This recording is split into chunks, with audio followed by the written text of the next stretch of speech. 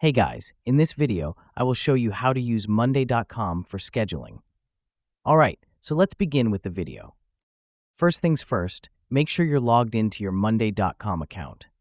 Once you're inside, you'll land on your main workspace. This is where all your boards and schedules will live.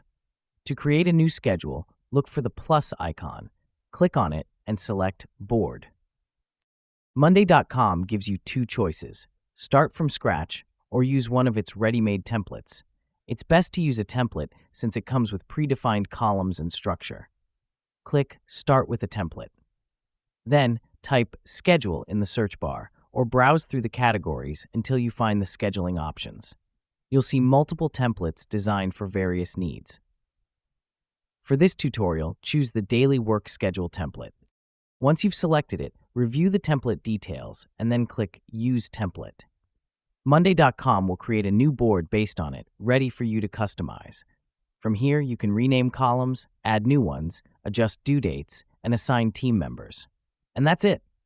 So that is how you can use Monday.com for scheduling. So that's all for this video. Thanks.